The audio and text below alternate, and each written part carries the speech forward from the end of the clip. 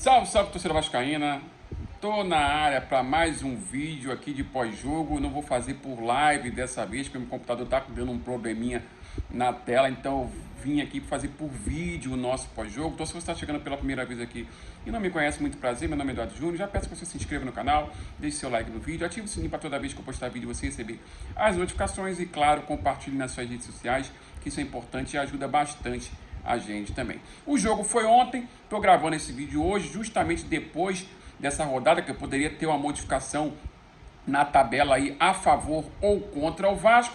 A rodada acaba contra o Vasco. Pois é, apesar da vitória do Bahia contra o Goiás fora de casa, num jogo meio maluco, né, de 6-4, né, o Santos vence o clássico. O Vasco com um empate contra o São Paulo tinha dormido fora da zona de rebaixamento, mas o Santos vence o clássico contra o Palmeiras, né, vai a 30 pontos, o Vasco permanece com 27, né, e permanece na zona de rebaixamento. Vasco com 27, Bahia com 28, né, e na frente tem Cruzeiro com 30, Santos com 30, ou seja, esses dois já abrem 3 pontos de vantagem para a zona. O Santos que vem de 3 vitórias consecutivas, daí a importância que a gente vinha falando nas nossas lives, da importância de se ter várias sequências de várias vitórias, mesmo perdendo ao longo de algumas partidas, mas precisa retomar o ciclo de vitórias o mais rápido possível. Não foi o caso do Vasco, está sendo o caso do Santos. Então o Santos com 3 vitórias seguidas, sendo 2 em confronto direto contra o Bahia na Fonte Nova, contra o Vasco dentro de casa e agora no Clássico, já deu uma disparada aí, já deu uma respirada boa aí e consequentemente aumentando a confiança do elenco deles. E o Vasco desde que perdeu a partida contra o Santos, vem oscilando muito. Alguns jogadores caíram de produção, outros que estavam bem, né, estão oscilando ao longo da partida. Chegam certos momentos que somem, certos momentos que aparecem, como é o caso do Paulinho. O Vasco não está conseguindo emplacar vitórias novamente, perdeu chance contra o São Paulo. Agora, no meu modo de ver, respeitou muito o São Paulo. O Vasco entra no jogo na sua característica que vem mostrando ao longo dos jogos, marcando no bloco intermediário, né, dando a posse de bola para o adversário, para tentar roubar e sair no contra-ataque. E a saída de bola, fazendo aquela saída de bola tradicional, mantendo a posse de bola. Teve dificuldade, porque o São Paulo adiantou as suas linhas em diversos momentos, então teve essa dificuldade de sair com sua bola dominada, optando pelo chutão, né? Só que a marcação do Vasco me incomoda um pouco, principalmente para um time que está precisando desesperadamente de vitória para poder sair dessa zona da confusão, né? Essa questão dessa marcação à distância, né, me incomoda bastante. Uma outra coisa que eu faço aqui em termos de observação é a falta do Rossi, um atacante lá de campo agressivo, mais regular do que os outros que a gente tem. Seja Marlon Gomes, seja Gabriel Peck. Marlon Gomes não é atacante lá de campo de ofício, mas está sendo improvisado ali, né? Os outros atacantes lá de campo que tem no elenco não conseguem produzir. O Orelhano não recebeu mais oportunidade, o Paê ainda não deslanchou, apesar que teve uma excelente oportunidade de fazer o gol. Talvez, se ele tivesse caído ali, teria sido dado até o pênalti naquela jogada ali, que ele perde o gol, praticamente recebe a bola sozinho, acelera, né? E o cara vem por trás nele. Se ele dá um tapa pro meio e atravessa na frente do cara, o cara ia encostar nele, ele cai, o juiz ia dar pênalti. Então, de repente, faltou esse pouquinho de malandragem aí, né? O Marlon Gomes oscila dentro da própria partida, assim como o próprio Gabriel Peck.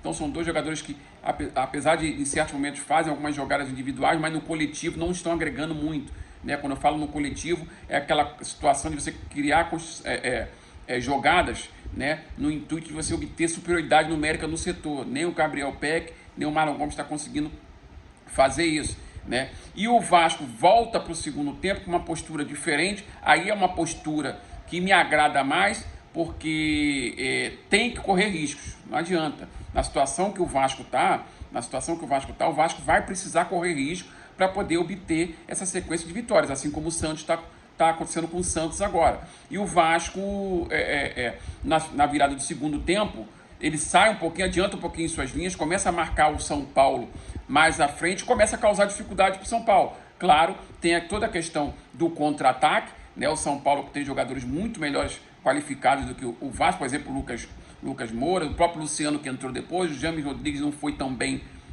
assim. Tem o Wellington Rato, que perdeu o pênalti, né? O Léo Jardim defendeu o pênalti aí, logo no rebote, o próprio James Rodrigues bateu, chutou para fora, um pênalti extremamente duvidoso, né? O Léo estava com um braço com o braço do lado do corpo e o pênalti foi dado. Teve um lance de Corinthians e Grêmio na Arena Corinthians que o Yuri Alberto estava com o braço pro alto e o pênalti não foi dado. Então, assim, é a arbitragem brasileira que a gente sabe como é que funciona e que nos impacta bastante, haja vista que todos os anos ou a gente sofre para não subir ou a gente luta desesperadamente para não cair. Então, qualquer interpretação errada de arbitragem pesa muito contra o Vasco. E o Vasco, no início do segundo tempo, ali até os 10 minutos, praticamente, tentou fazer um abafo em cima do São Paulo para conseguir o gol e depois voltar à sua característica de baixar as linhas e dar posse de bola para o São Paulo. Não conseguiu fazer isso. O São Paulo também, por outro lado, tinha alguns jogadores que pareciam que estavam meio displicentes no jogo, né? O São Paulo não estava com aquele comportamento de querer vencer o jogo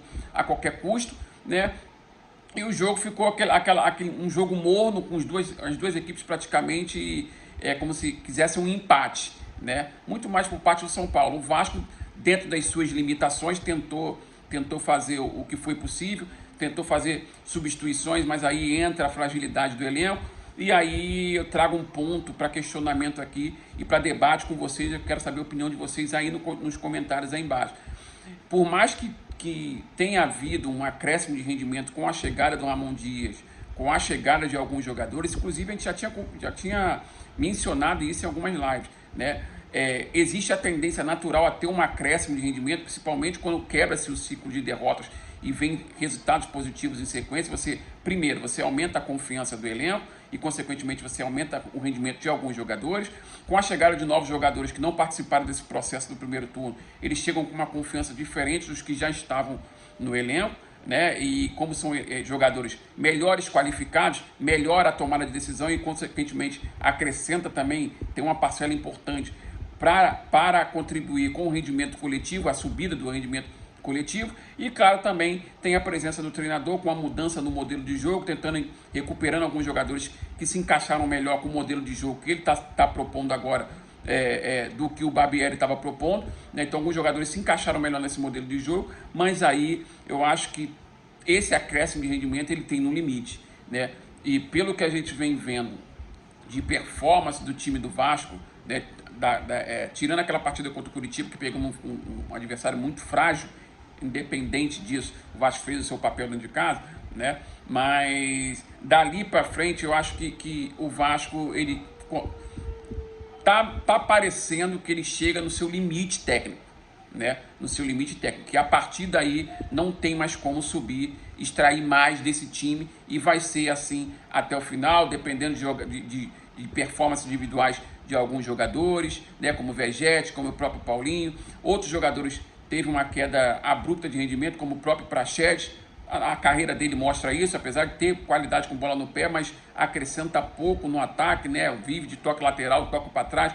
Claro que a movimentação dele ali na intermediária do Vasco, ajudando a saída de bola, contribuiu também para um aumento de rendimento do time, mas é muito pouco, né? Em termos principalmente de contribuição ofensiva, só toque para o lado, toque para trás, né? É muito pouco para ajudar o time a construir uma série vitoriosa aí de 3, 4 jogos que nem o Santos está construindo, para poder sair do Z4 em primeiro lugar e depois se afastar dessa zona. A gente tinha feito um vídeo aqui falando que seria um campeonato à parte, né, se manter fora do Z4, e a realidade aí está mostrando que esse campeonato é doído e vai ser doído até o fim, né? Temos problemas também na lateral direita, o Puma não está em uma boa fase, foi substituído pelo Paulo Henrique, que pouco acrescentou também, né? Apesar que tentou fazer algumas coisas, né? É um jogador veloz, então tem aquela questão da ultrapassagem, mas não teve uma diferença abrupta assim, né? O Paê entrou, também não consegue entregar um acréscimo de qualidade. Acho que seria um ponto importante, né? Um ponto que ainda daria uma esperança de tentar subir um pouquinho mais o rendimento técnico dessa equipe, né? Uma subida de produção do Paê. Até agora, né, não aconteceu isso, né? Natural, o jogador que está jogando pela primeira vez no Brasil, não fala o idioma, né? Então está numa fase de